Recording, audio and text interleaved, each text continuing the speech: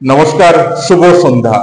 আজকের সন্ধ্যায় আমি আপনাদের সম্মুখে যে বিষয়টি তুলে ধরব সেই বিষয়টি হলো বর্তমানে অনুপ্রবেশ ভোটার লিস্ট সংশোধন নিয়ে ভারতবর্ষের রাজনীতিতে যে উথাল পাথাল চলছে, এই উথাল পাথালের অন্তরালে আসল যে সত্যগুলো লুকিয়ে থাকছে, যা জনগণের সামনে রাজনীতিবিদরা আনছে না, সেই সত্যটাই আমি আমার এই ছোট্ট ভিডিওর মাধ্যমে আপনাদের সম্মুখে তুলে ধরব।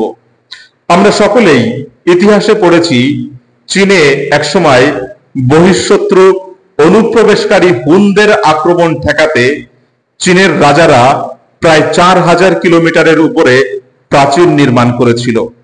শুধু চীন নয়, আমাদের দেশেও রাজস্থান, মহারাষ্ট্র, উত্তরপ্রদেশ, পাঞ্জাব এইসব রাজ্যে এখনো অসংখ্য দুর্গ রয়েছে, যে দুর্গগুলিকে অনুপ্রবেশকারী বহিঃশত্রুর আক্রমণ ঠেকাতে নির্মাণ করেছিল তদানীন্তন সময়ের রাজারা।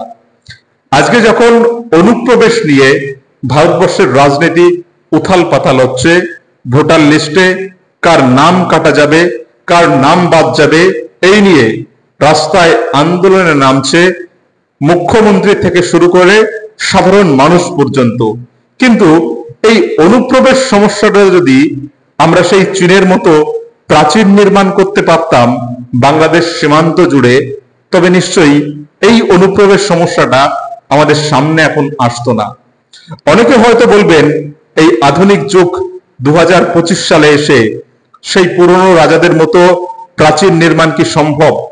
হ্যাঁ, ঠিকই, যুগের সঙ্গে অনেক কিছুর পরিবর্তন হয়েছে। এখন আমাদের সীমান্তে রয়েছে বিএসএফ, যাদের হাতে রয়েছে আধুনিক আগ্নেয়াস্ত্র, যা তৎকালীন রাজাদের সময় এই সমস্ত কল্পনাই করা যেত না। বিএসএফ এর হাতে আগ্নেয়াস্ত্র রয়েছে, সীমান্তে প্রহরা দেওয়ার মতো এখন অনেক আধুনিক ব্যবস্থা তৈরি হয়ে গিয়েছে। শুধু তাই নয়, স্যাটেলাইট থেকে পর্যন্ত সীমান্তের প্রতিটি ইঞ্চি ইঞ্চি জায়গাকে প্রহরা দেয়া যায় অতন্দ্র প্রহরীর মতো।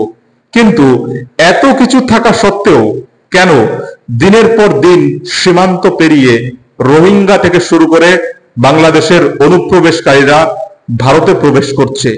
বিএসএফ নীরব হয়ে দাঁড়িয়ে রয়েছে। এই নিয়ে কোনো হেলদোল নেই ভারতীয় স্বরাষ্ট্র মন্ত্রকের তরফ থেকে। যখন ভোটার লিস্ট থেকে নাম কাটার বাদ নিয়ে শাসক এবং বিরোধী চাপান উত্তরে নেমে গেছে, কিন্তু কেউ বলছে না ওই চীনের প্রাচীরের মতো যদি সীমান্তটাকে সুরক্ষিত করা যেত, তবে সীমান্ত পেরিয়ে একটা মাছি ভারতের ভূখণ্ডে আসতে পারত না। কিন্তু আসলে তাই নিয়ে কোনো মাথা ঘামানো নেই, তাই নিয়ে কোনো আলোচনা নেই, সংবাদ মাধ্যমে কোনো নতুন সংবাদ নেই, লোকসভায় সীমান্ত প্রহরা নিয়ে কোনো আন্দোলন নেই, রাস্তায় এই নিয়ে কোনো কথা নেই। শুধু ভোটকে সামনে রেখে ভোট ব্যাংক মজবুত করার রাজনীতি। আসলে রাজনীতিবিদরা জানে, ভারতবর্ষে যদি রাজনীতি করতে হয় তবে অনুপ্রবেশকারী এই ইস্যুটা স্বাধীনতার সময় থেকে 2025 সাল পর্যন্ত রয়ে গেছে।